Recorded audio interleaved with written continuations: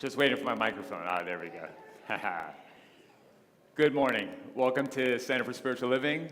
My name is Juan Carlos Siqueiros. I'm a licensed practitioner, and it's my honor and pleasure to be presiding with you this morning.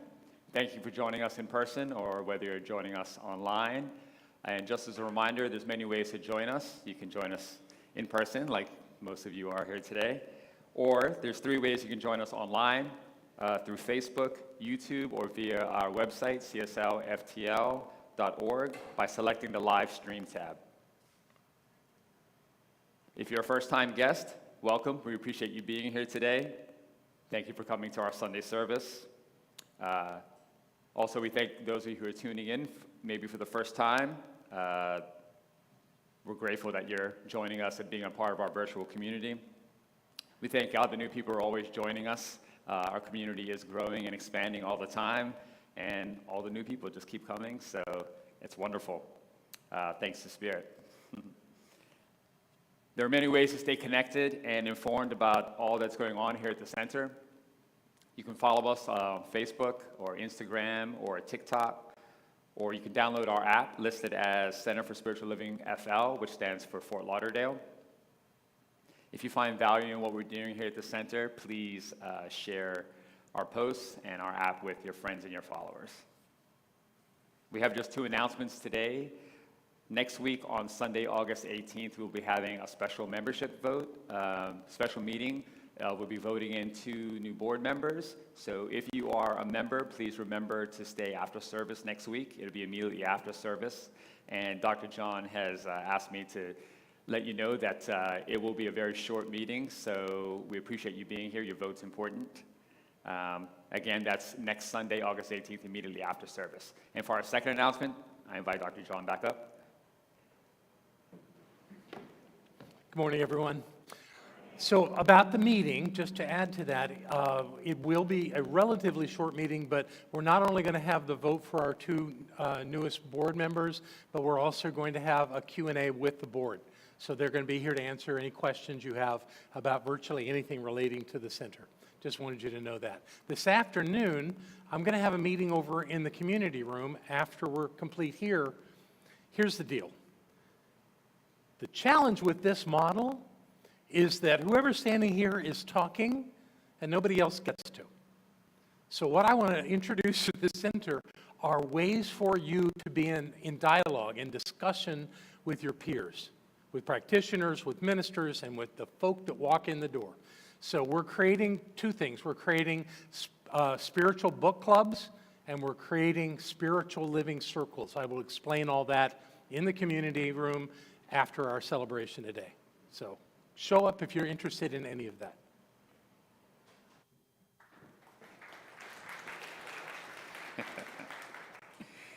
So here at CSL, we have an intention statement that says who we are and how we intend to be present in the world. So please join me in standing, and we'll say it together.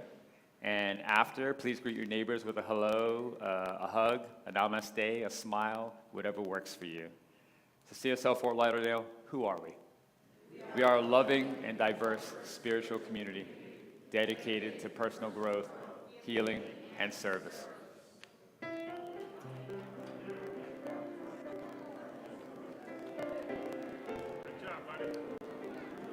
How you doing, man? Good morning. Hi, I keep checking on you, and obviously I wasn't there. You had done so great last Sunday, and I was so happy you had so many people. Am I off?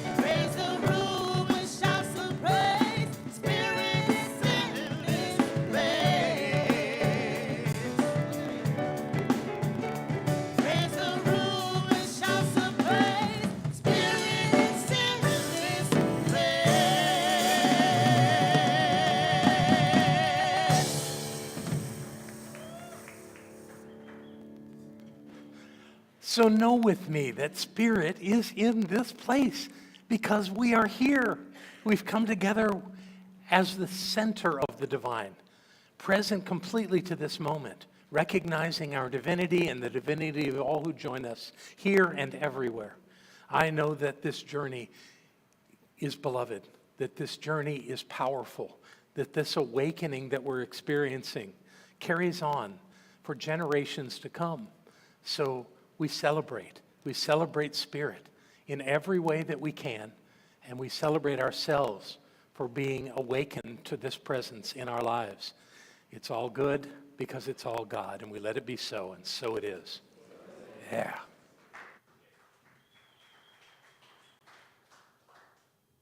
All right, please join us in the song. I know you know it. Love is my decision. It's up to me to give up my heart. Love is my decision. No one else can tell me to start. Love is my decision. It's up to me to give up my heart. Love is my decision. No one else can tell me to start. No one else can tell me to start. Love is my decision. No one else can tell me to start. Love is my decision. No one else can tell me to start. Love is my decision. No one else can tell me to start.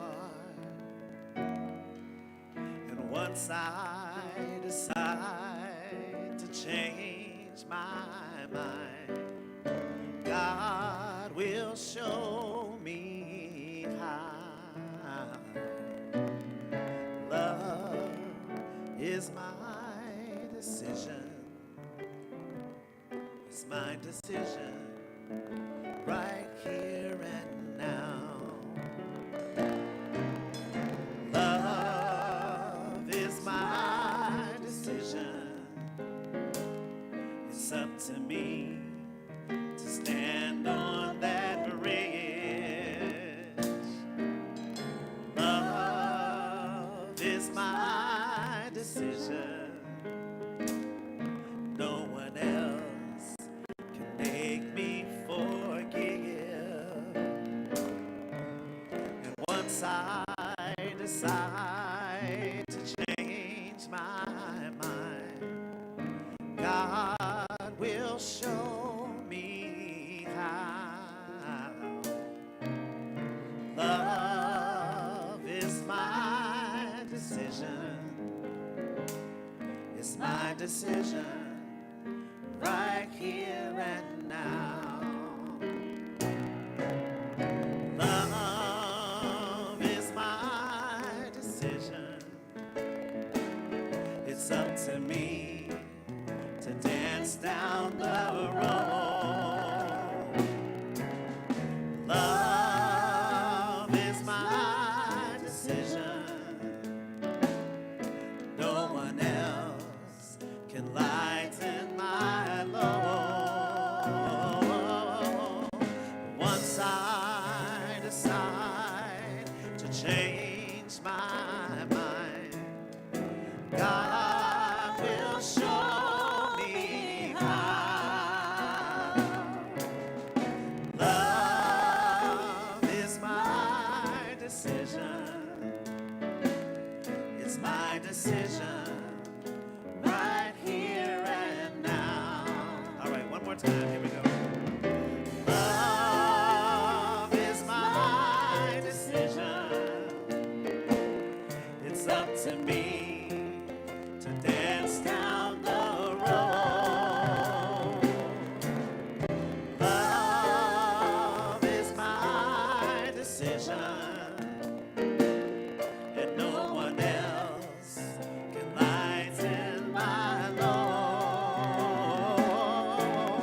And once I decide to change my mind, God will show me how.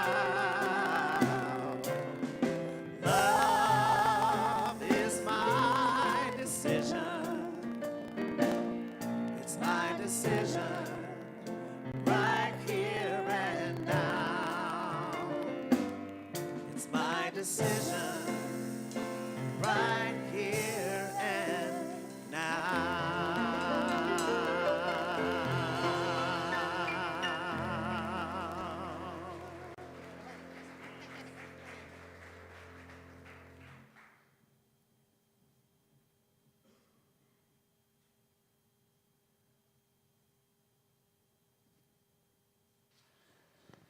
Good morning, everyone. Welcome to our center.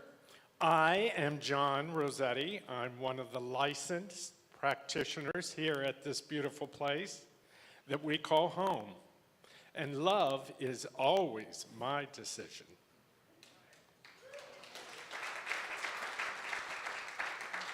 Our center is guided by 7 core values.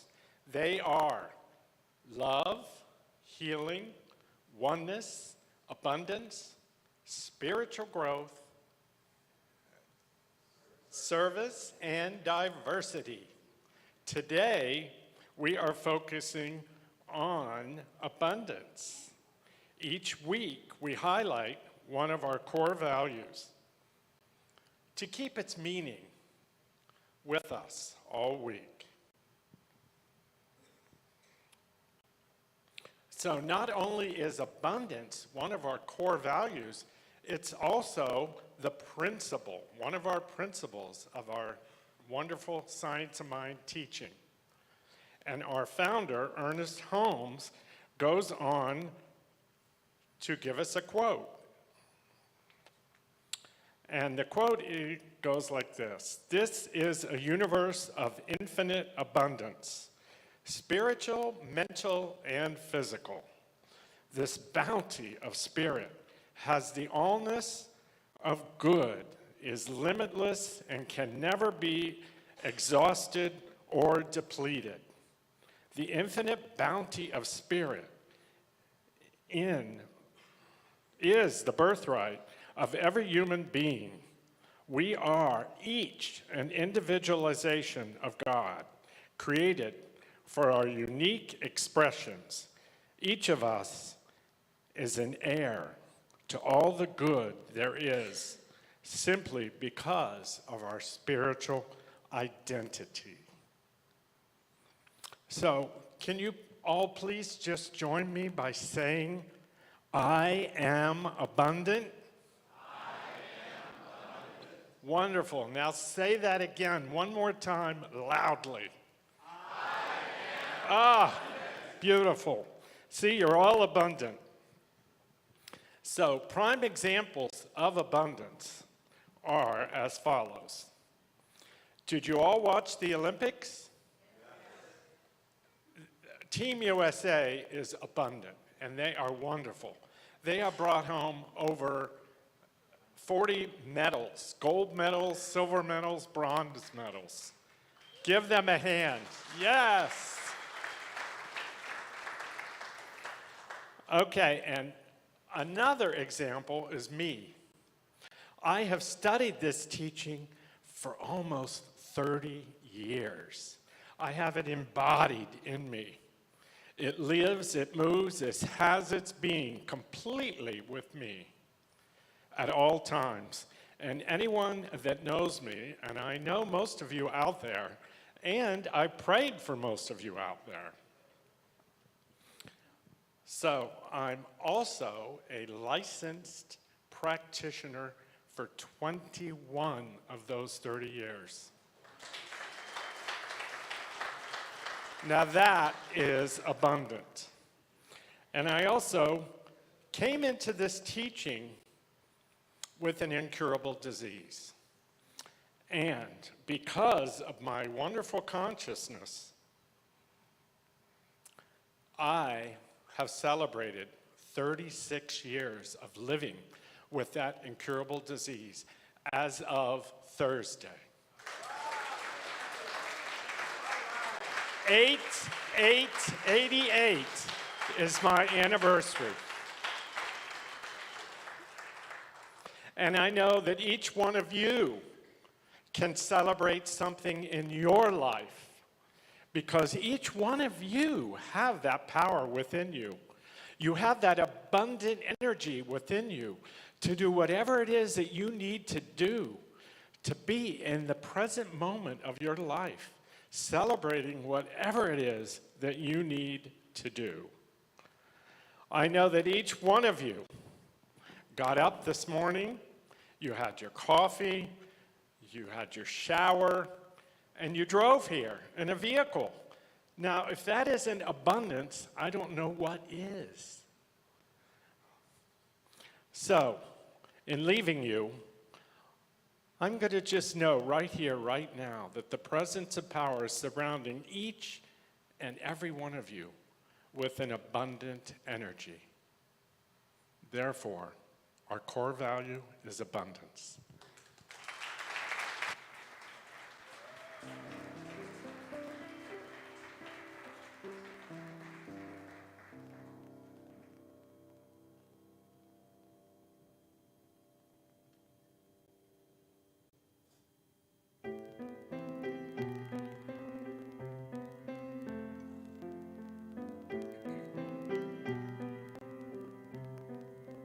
You with the sad eyes, don't be discouraged, sure I realize it's hard to take courage in a world full of people. You can lose sight of it all when the darkness inside you makes you feel so small. But I see your true color shining through. I see your true colors. That's why I love you. So don't be afraid to let them show your true colors. Your true colors are beautiful like a rainbow.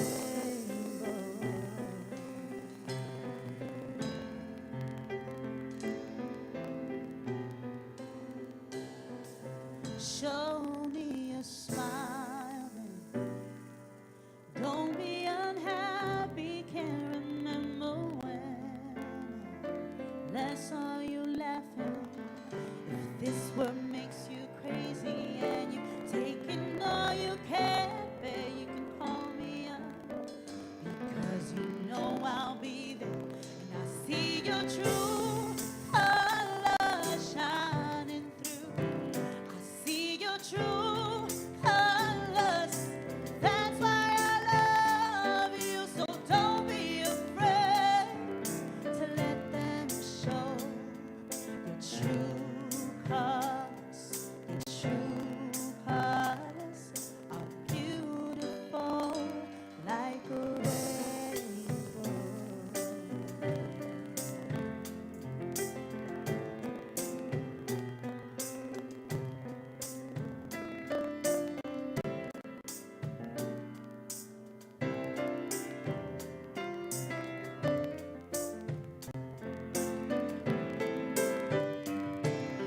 This what makes you crazy and you're taking all you can bear. You can call me up because you know I'll be there. And I see your true colors shining through. I see your true colors.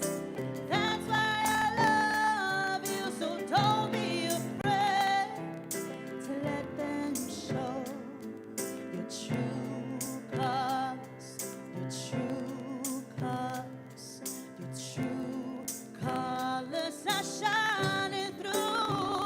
I see your true colors. That's why I love you. So don't be afraid to let them show your true colors, your true colors are beautiful like a rainbow.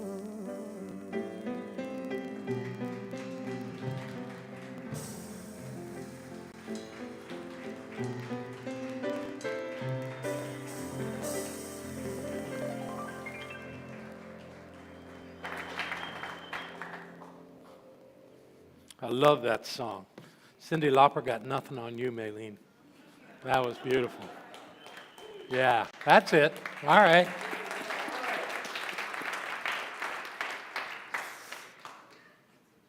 So my title today is Celebrating Our Differences. Just seemed like it was the right time. And that was confirmed to me this morning when I took my 365 Science of Mind, which I read every morning. And on this date, Holmes writes, he starts his message with this: life has set the stamp of individuality on your soul. You are different from every other person who ever lived. You are an individualized center in the consciousness of God. You are an individualized activity in the action of God. You are you, and you are eternal. Pretty good, huh? All right. Thank you, John. So this idea of being individual speaks to us. But the point that I take from that this morning is that that means everybody else is too. And in our teaching, we teach oneness as the principal concept of what we believe, oneness. And some people get confused and think oneness means sameness. It does not. None of us are the same, yet we are all one with Spirit. So how do we reconcile that? How do we work this out? Well, as human beings, we don't do a great job of it. And I'm not necessarily, in fact, let's just say it this way. I'm not talking about you, I'm talking about those people out there. Maybe that'll help you get it. We're not the same. We're all different. Our bodies are different. You know, we all have different fingerprints. We all have different iris patterns in our eyes. And there are other things that are exclusive to each human body. Even twins. Did you know that twins don't have the same fingerprints? So this whole idea of being individualized means that we are living in a world of absolute diversity. We're all different. Now, what we tend to do with that is that we play the game of sameness. We play the game that we are the same, but if we were all the same, life would be so boring.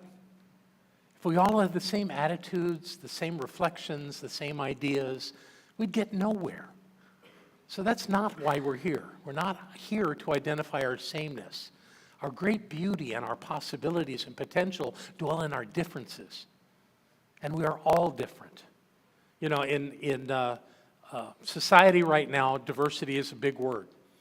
And it normally, when people think of it, they think of race, perhaps religion, perhaps nationality, and not much more than that. And I want you to look deeper today and think about this idea of diversity in your life and how you're functioning with that knowing in your life. As a species, we tend to be way more comfortable in relationships with people, and I've come up with a phrase here, that comfortable with others in a way that I call the illusion of sameness, the illusion of sameness. Because we think because we're the same skin tone or we come from the same neighborhood that somehow that makes us the same. And that's an illusion because we're missing the opportunity to see that we're different. It's much easier to see that we're different if our skin tones are different, if our language is different. All those things make it really easy. And there's work to be done there for sure. But there's work to be done even if you think someone is like you. They're not. They're their own being. And that's the way the universe is organized. At least life on planet Earth is organized. So to me, the illusion of sameness takes us away from recognizing our differences and taking advantage of them. That's the work that I like to do. We have another religious community, another faith community, I'd rather say, that meets in here on Saturdays. They're called Seventh-day Adventists. They believe the Sabbath is on Saturday, and you know what? They're right. But we never said we were going to meet on a Sabbath. We just said we're going to come together on Sunday, so I don't care. But they come in here on Saturday, and they're a delightful group of people. They're Haitians, and they are friendly and loving and generous. I mean, every time I come in here on a Saturday, which is quite often, they're in there preparing lunch for everybody that's in here, and they always invite me to eat with them. They're so generous and so loving, and their leader, their pastor, is a genuinely kind and generous person who I am just delighted to know. Now, we don't share the same faith, but the truth is that there is truth in every faith. Every faith that works toward us having a better life has truth within it. So we honor that, and we let that be the truth of us, that we can see that and know that without thinking somehow that we have to defend our beliefs or the way we are in the world. We don't. We don't. We're allowed to be different. We have to be different. So the fact that we're different with anybody gives us the opportunity to use that as a positive thing in our lives. We progress as a species by cross-pollinating ideas. This is important. And if we're not willing to hear ideas from someone that is obviously different from us, as well as people who we think are the same as us, but they're not, we're missing opportunities there. When I was working on my PhD, I got involved with a group of change agents. And I learned a process called open space technologies. That's a process that's quite different than anything I'd ever seen in a group dynamic. It's where a group of people with some common interest come together, and the facilitator casts a picture of what the container is that they're working from in the place that they are. And from that, and speaking to it, At some point in the early parts of the process, everyone that is there is invited to come and write on a big sheet of manila paper a question or a statement that they're interested around this topic that is being presented. And what they do is they take that and they go to a wall that's called the community board, and they put their statement or their question up on the board, and from a group of Post-it notes, they pick one that has a place and a time. Place meaning a certain room or a certain area of a big room, and the time, the start time and the finish time. And once that's done, then they follow some very, very simple rules. One is that whoever comes to your conversation, they're the only people that could have come. Whenever it starts is the right time. And they have one law. And whatever is discussed is the only thing that could have been discussed. I like that, so nobody walks away thinking that didn't work. Now there's one thing that they say above that, and that's that you will find that during the day that we're doing this, that there will be people that aren't doing it the way you would like them to do it. Now what does that mean? That means that if somebody's sitting in a circle and they get up and leave, and they go to another circle, they're following what's called the law of 2 feet, which means that if they're not either contributing to the conversation or getting something of value from it, they're to get up and use their feet and go to another group and meet there. Person that does that is called a bumblebee, because they're cross-pollinating. And then there are other people, which you never really see in a circle at all. They're sitting talking to one person, or they're over by the food or whatever. And they're called butterflies. And why would that be? Because we don't really know what they do, but they look good. So doing that kind of work allows us to see that people do things differently. People have different ways of processing. We're not all the same. At any level, we're different. And that's good, because that keeps it interesting. That keeps it moving along. So last Sunday, we shared the Flames of Faith, which we do on first Sunday every month, which is the ritual we use to honor other religions in the world because they're worth knowing about. And everything that they teach comes from the same source of everything that we teach. Now, they do it differently. They say it differently. It's organized differently. That's okay. It's really okay for that to be. Because they all are welcome on this planet to experience the divine any way they want. It doesn't change the outcome, I don't believe. But it allows people to feel a part of something, they feel valued, and all the other benefits of being in spiritual community. It does not have to look like this one. We're all on the path, no matter how we do it. So now I want to throw an idea out to you about ways that we use our diversity more probably than we realize. And I start with a picture here of 2 tools. The first tool has been around for about 500,000 years. It's called a hand axe. Neanderthals, which were not human beings, although they looked a lot like us, Neanderthals used this to carve meat off of the body of a wild animal they had caught and they're going to use for food. Now, how people learned how to create this hand axe was that someone in the tribe taught them how to do it, and then they did it. It was the same thing for thousands of years, to the point where the Neanderthals are extinct. Now, that probably has nothing to do with hand axes, but the fact is that it took one person to teach one person to keep this thing going on. Put it back up for just 1 second, because we're going to talk about the other tool that's on there. It's called a mouse, right? A computer mouse, to be completely accurate. If anybody in here doesn't know what that is, that's good. So the computer, it's possible. You know, a lot of computers, you just have a little pad, you move your finger around. So it's not for everybody, but a lot of people use these things, or have over the last, I don't know, maybe 50 years, probably less. that these things have been around. No, it's way less than that. But different from the thousands of years of the hand axe, we're right at the beginning of using this tool. So what's different about this tool from the other? Well, it has a different purpose. It's certainly something that was created by Homo sapiens, which is us. And those of us that use one, use it pretty regularly.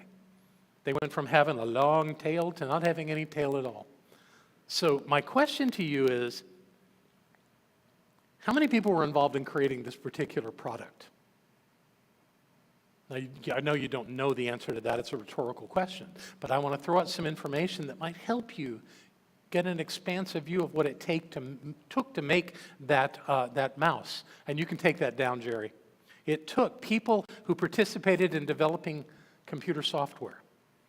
It took people who participated in developing computer monitors, people who participated in developing computer hardware, people who participated in researching computer applications, people who participated in developing wireless technology, people who have been involved in developing plastic extrusion for the case, laser technology, language, pigment technology, organizational development, marketing, logistics, the internet, computer structures, stock traders, and investors. Now, these are the ones I could think of. And how many more did it take to make that little object that we move the cursor around on our computer screen? It literally took millions of ideas to create this technology from thousands of people. And if the people hadn't done individual steps to get there, and they didn't know what the steps were when they started, they found it as they went along. But for us to have that little mouse to run around on our desktop literally took thousands of people. And this is the value of diversity, because not everybody wanted to do all of those jobs. So everybody gets to pick what they do, and they do what they do well, and what comes out of it is something that helps us, along with thousands of other products that help us all the time in living our lives comfortably and having the ease and the value of all of these tools in our lives. This particular example I got from a book called The Rational Optimist by a guy named Matt Ridley. Great book.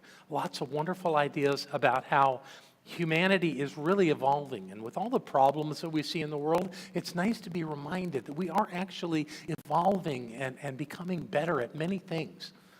Not so much politics, but many things we're becoming much better at.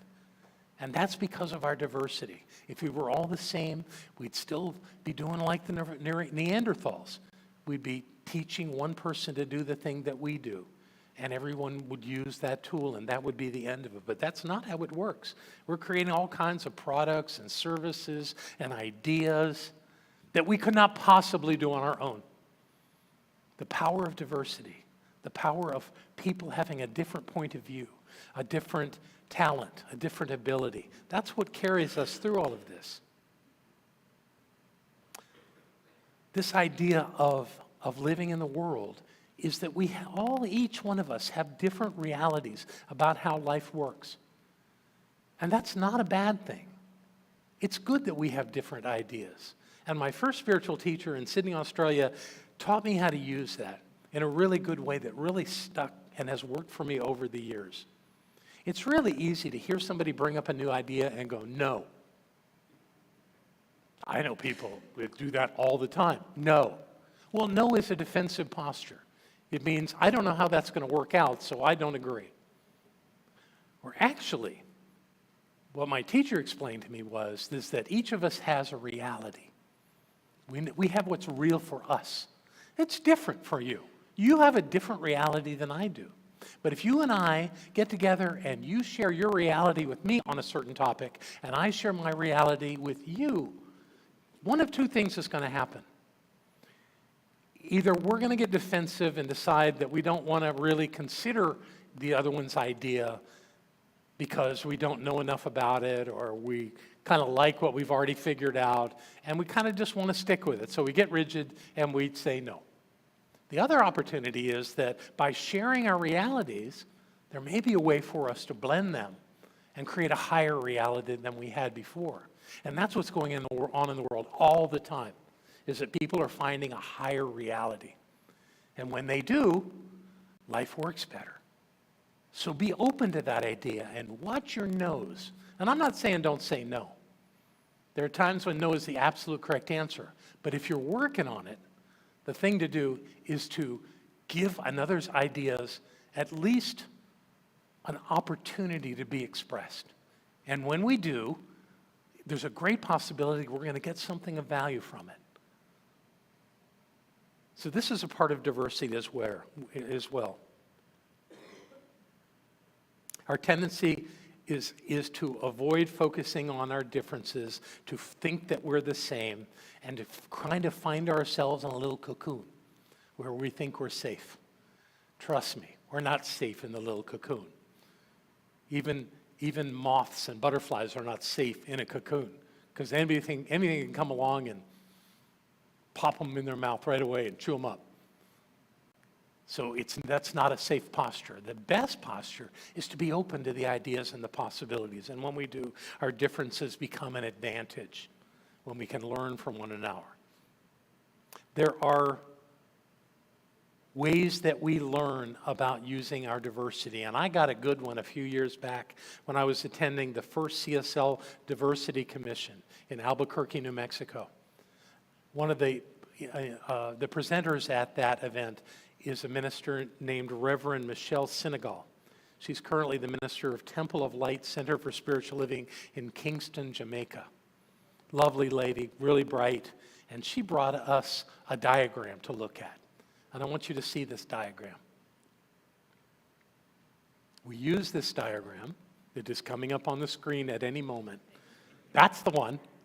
We're using this all the time. And this is some researchers' idea on the segments of our personality, the aspects of things that from our experiences that we have opinions and we have biases and we have opportunities to learn from one another by going into one of these areas at a time and exploring them with another person, finding certainly that they would be different. So what happens is we bring through these different segments our backgrounds, our perspectives, our experiences of life, which are all absolutely justifiable, even if they're different from the next person that you meet. In fact, they're expected to be different, but they're valid. Every one of them is. So we don't turn our back on them. They are what helps us have a rich experience as human beings. So celebrating the differences that we have from people through these ideas allows us to challenge one another in meaningful ways, to ask questions, to seek to learn more, to delve into it more deeply, so that we can learn from our differences. It's so rich. It's so powerful. This is the work that we're here to do. If we were here to figure this all out by ourselves, then we'd each have our own planet, because there's plenty of planets in the universe. But that's not the way it's organized. It's organized with all of us, billions of us on this planet. So it's our opportunity through the people that we meet and know to get a deeper sense of who they are, allowing us to get a deeper sense of who we are. So in environments where varied perspectives are welcomed, problem solving becomes richer and more effective. Different viewpoints lead to better solutions because you got more thinking power when you're working together with others. So this week, I want to invite you to go out of your way to connect with someone who you see as different from you. Could be a neighbor, could be a coworker, could be somebody in this room right now. Have a conversation. Go beyond saying good morning. Say something, ask a question, get to know them a little better. See if there isn't something there. Often there is. I know that when people do this, sometimes they find their new best friend. Sometimes they find a person they're going to live with the rest of their lives. With just a simple question. My question was, what is science of mind? And the woman that answered that, I was married to for 34 years. Yeah, that was good. So open up to the possibility, and you have to make the effort. It won't come natural.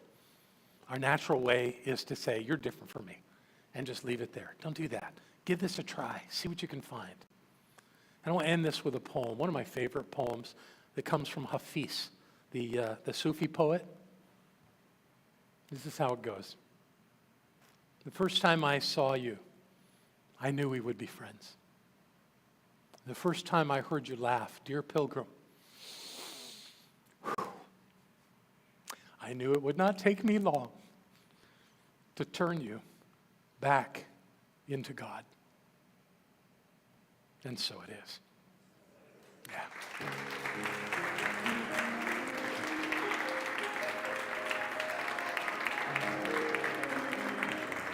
Thank you. Thank you.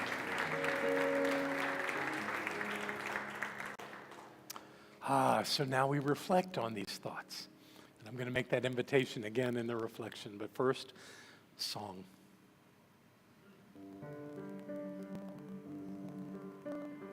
Every day, every day, every day, every day. Every day, every day, every day, every day. Every day, every day, every day, every day. God is all around in and through me.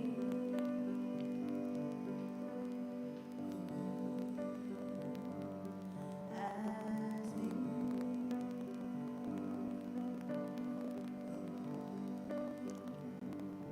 In and through me.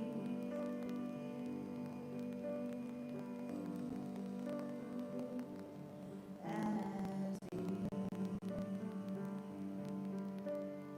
God is all around me. So who is it that you know that you would say is different than you? Someone who isn't a close friend, but you see them often. Perhaps a neighbor or a coworker to whom you've never said more than good morning or good evening. What would it cost you to strike up a conversation with this person? What could you gain from such an interaction? You won't know until you try. You may find that this person has qualities that you admire. Perhaps they could become someone important in your life. You'll never know until you reach out. Ponder that in the silence.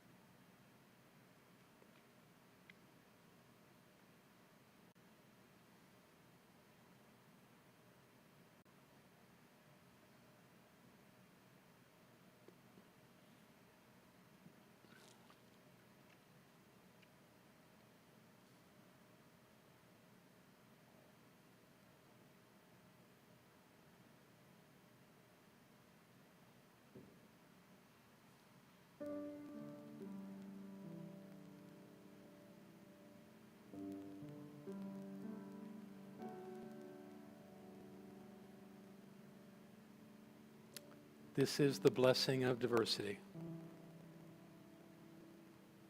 This is the blessing of being on this planet with so many other beloveds. And we let it be, and so it is.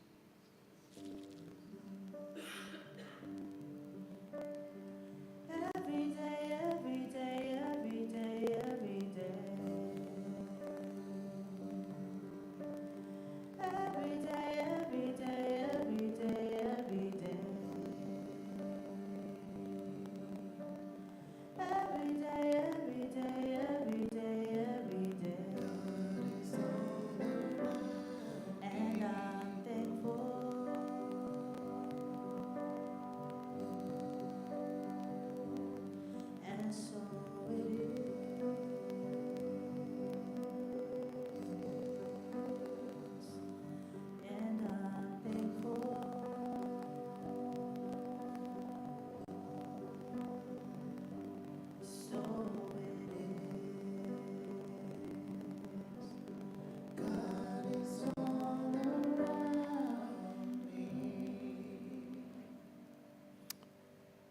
So whoever came to mind, reach out to them this week. Let me know next week what happened. Well done. Thank you.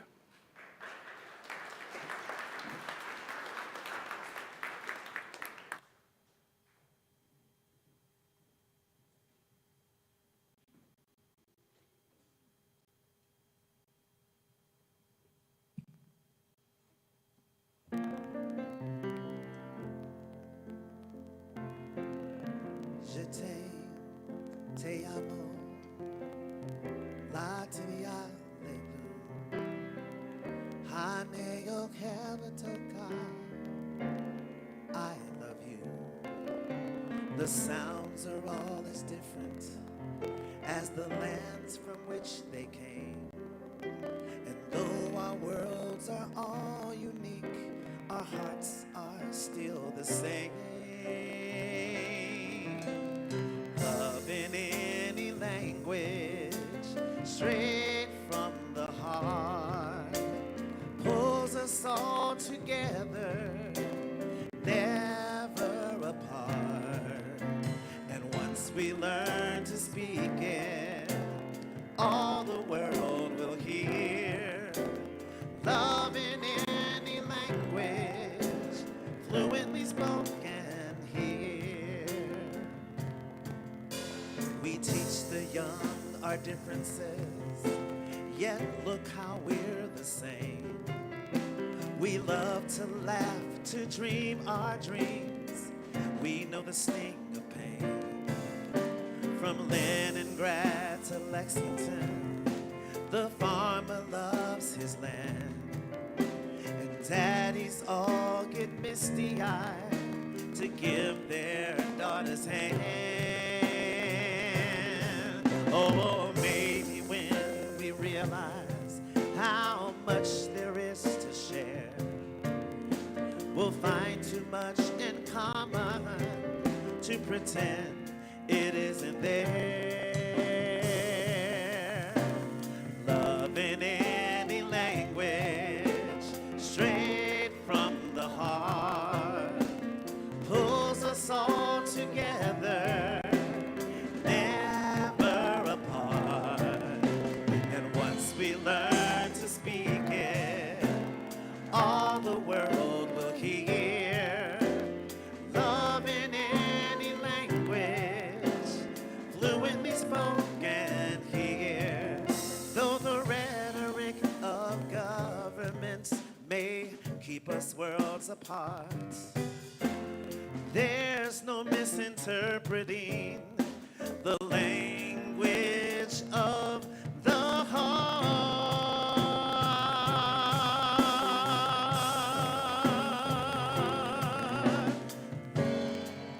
Love in any language, straight from the heart, pulls us all together, never apart.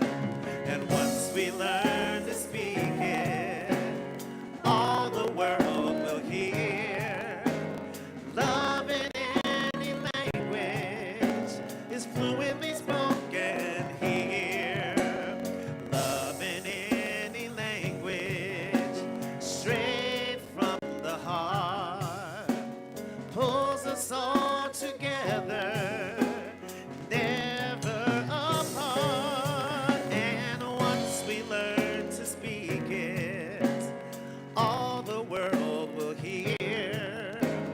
Love in any language, fluently spoken here. Love in any language, fluently spoken here.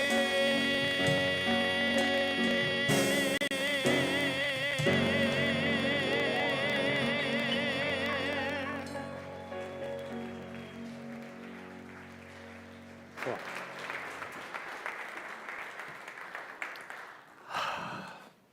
So now that we've done this and you see what we do, who's here for the first time? Welcome, welcome right here. Remind me your name. Well, Margaret. Oh yeah, you were going to work on a mic. Oh well. Forgive us, but we really want everybody to know your name. I am Margaret. Margaret, thank you so much for being with us today. Looks like you're in really good company. Thank you, thank you. So what we've got for you is a gift, mala beads, a card that would ask for your name and a bit of contact information. And if you fill that out and put that card in the basket, we would be delighted. We saw somebody else over here. Welcome, welcome. Oh, I obviously didn't do that right. You already had somebody. We're going to come back. We'll be right back to you. Go ahead. I'm Michael. Hi, Michael. Thanks for being here today. We met. That's great. Good to see you. Thank you for being here. And right back over here. Yes, sir. What's your name? Tony. Tony, welcome. Thanks for being here with us. And thanks for filling out that little card for you. I promise all of you we will not inundate you with emails, but we do want to be able to let you know what we're doing around here in a very reasonable way. Anyone else here for the first time? We're delighted that all of you have found your way to the center. We hope this really worked for you and that we get to see you again soon. That's great. Thank you. All right, now we're going to do our offering. And there's some things I want to say about that to begin with. I want to thank you for your support of this center. Those of you that come in on Sunday and support us here, thank you so much. Those of you online that go to the website and make a donation, thank you. And those of you in the TPL program, thank you so much for being a part of this program, for supporting us in that ongoing way. That really helps sustain what we're doing here. And we acknowledge you by putting your name up on the screen so that everyone can see who is part of our TPL program, which is the Prosperous Life. Now, what I have for you is something that we haven't done before. So if you're interested, we're going to put up a QR code, which all you have to do is turn your phone on, turn your camera on, and point it at that thing right there, and you can make an immediate donation on your phone to the center. Now, the people who are watching from other places are seeing that same QR code. You guys can use it as well. And so we're going to put this up every Sunday so you have time to see if that's a technology that you want to apply to your giving. We want to make this as easy for you as possible as your generosity shines through. So that being so, we'll sing again and get going.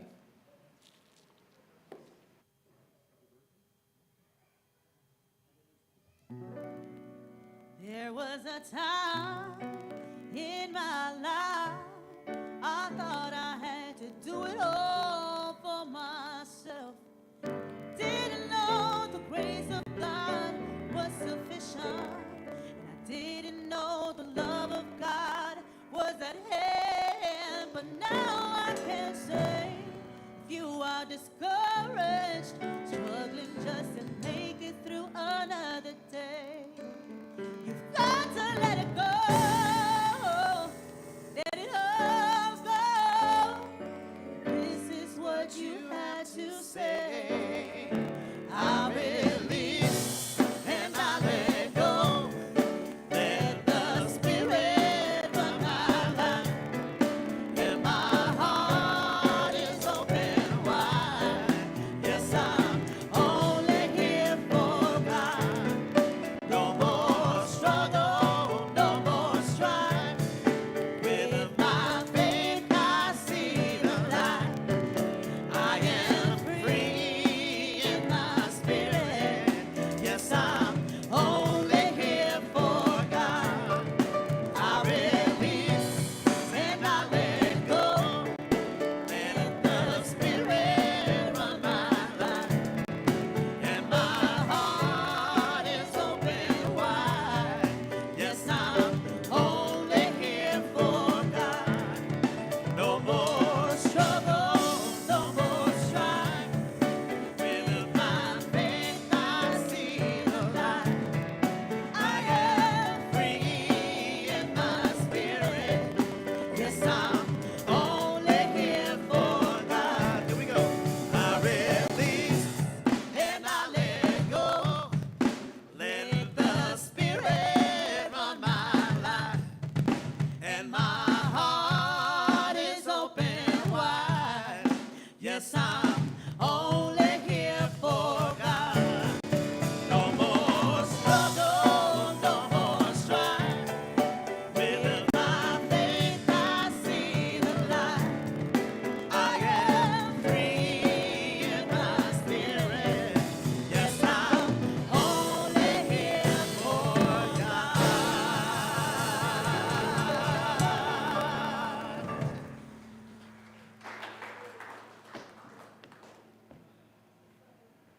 Thank you, sir.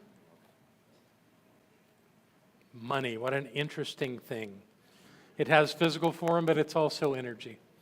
It's energy that stays in this room after the money goes to the bank. It stays in this room, touching the hearts and minds of everyone who comes in here and everyone who finds us online. It's your love, it's your generosity that guide this and make this place work. Without it, we would have nothing. So thank you. And so it is. Yeah. Okay. Who has a birthday in August? If you do, please come up now, swiftly. There they are. Come over on this side. We're going to keep you down here because some people have concerns about these steps. All right, so just gather over here. And if anybody in the room knows somebody close to you that has an August birthday, call their name right now. Yeah, I'll call Barbara Waterhouse. Yeah. So, happy birthday, everybody. We got a cake for you. Where is it? Here it comes, here it comes. He's walking it slow because he doesn't want to blow out the candles. It's all right, you're almost here. He's working. Gives you a moment to think about not what you're wishing for, but what you're knowing about your next trip around the sun. Yeah, what are you going to accomplish in the next 365 days? Or whatever, you know. Think about it. Hold that in thought. You're good. There you go. And on 3, we blow out the candles. He's saying, wait. All ready? 1, 2, 3. There. Oh, get it. There it is. All right. Well done. Happy birthday, everybody. That's great. Happy birthday to you. Happy birthday to you. Happy birthday. Happy birthday to you. Happy birthday to you. Happy birthday. Oh, yeah. Well done. Thank you. And there will be cake for everyone out. You're welcome. There you go. So let's have our practitioners and our ministers come up on stage. Let me tell you about these folks. These are the most amazing people. They are so dedicated to your well-being, the well-being of this community. It shows all the time with the love in their hearts and the way they discipline themselves and make themselves available to all of us for spiritual mind treatment, for affirmative prayer. So if you'd like to speak to one of them, do it quickly. Afterwards, come up and say, "Know with me that," and tell them what it is you're calling into your life. And they'll gladly know the truth for you. The secret on why they can do this is because they don't care. They know who you are. They're not part of your struggle. They're not part of anything that's not working in your life. They see you as the divine being you are, probably better than you do. So thank you all for your incredible support to this center, for who you are in my life and in everyone's life here. You make it a better world. Okay. All right. Before we begin singing, let's do a closing treatment here, knowing that this time together has been rich, valuable. It has called us all out to live our lives more clearly in the light of Spirit, to do what is ours to do, to be who we've come here to be, and to love one another as we know is ours to do. And with this knowing, the world truly is a better place. And for this, we are all grateful. And we let it be. And so it is. Let's all stand for our closing song. This is my wish.